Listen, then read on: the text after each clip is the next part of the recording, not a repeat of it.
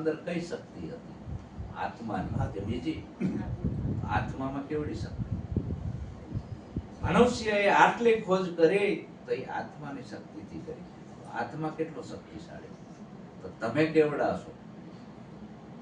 તમારા માપની તમને ખબર નથી. તમે તમને આવડા માનો છો. આવડા તમે નથી, વૈરાગ છો. મારું સ્વરૂપ નિરંજન નિરાકાર છે, એ સત્ય જણાય. એટલે આપણે આ ભૂલી ના જવાય અને આપણી ઉપર અંધશ્રદ્ધાના આવરણો ચડી ના જાય. એટલે છે ને રોજ આપણે આ દર રવિવારે સત્સંગ રૂપી હાવણી મારવી છે. એટલે બધું ચોખ્ખું થાય, આપણા મનમાંથી બધો કચરો નીકળે. બીજું કાંઈ કરવાનું નથી. ગુરુ મહારાજ એકની એક વાત રોજ ઈ જ કરવાના છે. આમાં નવું કાંઈ ના આવે. નવું મદારીના પોતરામાં આવે, એક દી યરુ આવે ને એક દી વીસી આવે ને એક દી કંઠોડી આવે, બરાબર? મદારીના પોતરામાં આવે. સદગુરુ પાસે તો એક જ વાત હોય, વારંવાર એક વાત ઉપર કે તારા સિવાય બીજો કોઈ નથી. તું ભ્રાંતિમાં પડતો નહીં. વારંવાર એક જ ઘા મારે છે, એક જ જગ્યાએ ઘા મારે છે. કરત કરત અભ્યાસ જડમતી હોત સુધાન. નકાજ રામની વાત કરું, કાલ કૃષ્ણની કરું, પરમદી રામાપીરની વાત કરું, પરમદી ભુવાની વાત કરું, આમાં કઈ મેળ આવે નહીં. એક જ વાત હોય. તમને એમ જ થાય ગુરુ કેમ એકની? એટલે એક જ છે એટલે એકની જ વાત થાય, નોકી થાય નહીં. પણ એ ભૂલી ના જવાય એટલે આ અભ્યાસ ચાલુ રાખવો પડે. બાકી એક રાતનો ઉપદેશ લઈને તમે જતા રહો તો કઈ જ્ઞાન થાય નહીં. અને ઉપદેશ ક્યારે અપાય? કે સાધક જ્યારે 5 પ્રતિજ્ઞાનું પાલન કરે છે. જેમ ઓલા ભાઈને 5 પ્રતિજ્ઞા મેં આપી ગયા રવિવારે, પેલા રવિવારે કીધું ભાઈ તું આનું પાલન કરજે અને દર રવિવારે હાજરી પુરાવજે અને પછી જોઉં છું અને તું તારા મનથી મક્કમ થઈ જા. તું પ્રતિજ્ઞામાં રે પાડી એકેશ કે નહીં, એકદમ મક્કમ થઈ જા કે હવે મારું મન ડરતો પછી ઉપદેશ આપવાનો. તમને પછી ચાલ્યો હતો, આને પછી ચાલ્યો હતો, આને પછી ચાલ્યો હતો. હા, 7 મહિને આવ્યો હતો. એનું મન મક્કમ તો થવું જોઈએ ને. ઉપદેશ કોઈ જાણવાની વસ્તુ નથી, એ માણવાની વસ્તુ છે. એટલે એમાં આજ અમારા મિત્ર છે, સત્સંગી મિત્ર સુરેશભાઈ પ્રજાપતિ ભજનીક છે, એક પંચાલ છે આપણી નાતના. ઈ કે બાપુ તમારા સમાજમાં છે કે બપોરે તમે બોત આપી દેશો? કીધું એમ નહીં, રાતે 9 થી 12 પેલા સત્સંગમાં લાવો, હું જોઉં કે હાલે એમ છે કે નહીં. મિલિટરીમાં ભરતી થવું હોય તો પેલા પરીક્ષા આપવી પડે કે નહીં? કોઈ પણ ક્ષેત્રમાં જવું હોય પેલા ઇન્ટરવ્યુ લે તમારું. તમે હાલી એક ચોક નહીં, પાદરો ઉપદેશ ચાલવો. હવે મિસ્ત્રી છે, વાંકા ચૂકા લાકડા હોય, પાથરા કલરના પોતા કેમ મારવા? ખૈડ મેડ ગાંઠું ગડબા બધું કાઢી પેલા ચોરસ બને, પાઠ પડે, પછી એનું નંગ બને, પેટી પટારણ ટીપન ટેબલ, હવે ઠેડ કાઢવું પડે. એમાં કુંભાર છે, એ પેલા ઘડાને ટીપે છે, ટીપે ને ઘડો ઇનામ બને.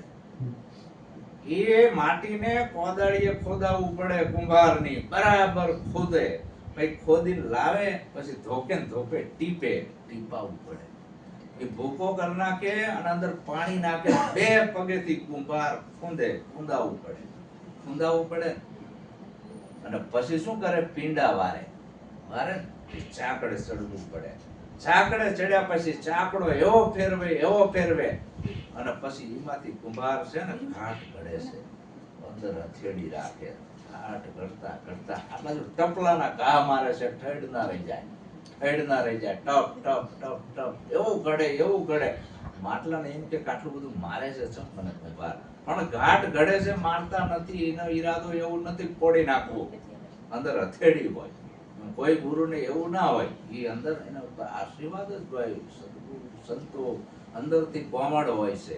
અને એ ઘાટ ઘડ્યા પછી કાપે છે દોરીથી અને પછી છે ને છેલ્લી તપસ્યા નિભાડો, નિભાડામાં મૂકે છે બધા માટલા અને એ અગ્નિ તાપ સહન કરવો પડે છે.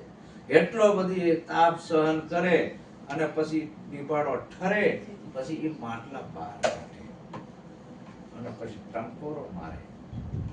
માટલું બોલે કે હું પાકું છું? કુંભાર બોલે.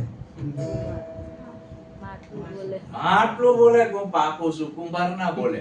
કુંભાર ટંકોરો મારે, દંડો આમ મારે, ખખડાવે કયું પાકું છે, અને બોધું હોય એ બોધું બોલે. અને જે અમુક માટલું એવું બની ગયું હોય પાણી નાખો તો ઠરે નહીં, સમજ્યા? પણ જે માટલું પાણી નાખો અને જમે ઈ ઠરે. ઈ ફર્સ્ટ નંબરનું માટલું. અને ઈ નિભાળામાંથી કાઢ્યા પછી ઠેડ રહી જાય કદાચ, પછી કુંભાર કે લાવો મારું ટપલું, આ ઠેડ હરખી કરું તો થાય? આ મૂકો ઘડો જાય પણ ઈ ઠેડ મૂકવા તૈયાર નથી. એમ ઉપદેશના ભઠ્ઠામાં આ ઠેડ હોતો જો ઉપદેશ આપવી અને એની ઠેડ રહી જાય અને ઉપદેશ આપી દેવી અને બહાર નીકળી જાય ને પછી એનામાં ઠેડ રહી જાય, વાંક રહી ગયો અને પછી આપણે કેવી આમ ના હોય ભલા માણા, આમ ના હોય.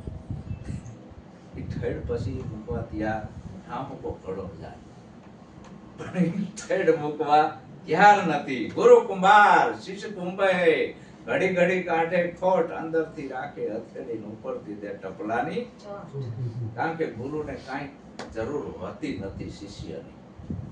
ગુરુને શિષ્યની જરૂર હોતી નથી. ગુરુ પેટના ભૂખ્યા હોતા નથી. એને કઈ બનાવવાનું છે નહીં. એનો તો એક જ આશય કે હમ સરીકા હમકો બૂઝે બીજા સર્વે વિજોગી. નિરાજ સ્વામી કહે છે કે મારા જેવું બનવું હોય તો આવતો રહે. એનું આમાં કામ છે. દેવતણકી બાપા જોડે એક જ બે શિષ્ય હતા, જાજા હતા નહીં. મૂળદાસ બાપા જોડે એક કે બે શિષ્ય હતા, જાજા હતા નહીં. નરસૈયા જોડે એક જ બે હોય, જાજા હતા ને આવા ટોળા હતા જ નહીં ભલા માણા. ગાડરિયો પ્રવાહ છે આ. ભક્તિમાં અત્યારે આ વાદ વિવાદ ઉપડ્યો, ગાડરિયો પ્રવાહ. હા, આટલા બધા સિદ્ધ થઈ જાય તો સારું જ ને. આવું કઈ હતું નહીં, એકાદા બે નીકળે. સવારામ બાપા જોડે દાસી સભુ એક જ હતા, એક પારંગત થયા, બીજા કોઈ નહીં. એટલે આમાં ટોળાની જરૂર નથી ભલા માણા. ટોળા ઘેટા બકરા ના હોય.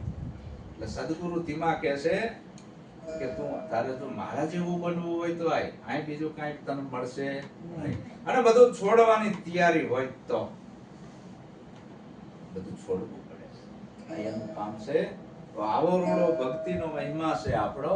દર રવિવારે આપણે આ સત્સંગ સભા હોય છે. આની અંદર આપણા મન ચોખ્ખું થાય, પવિત્ર થાય છે. કેટલા વાગ્યા?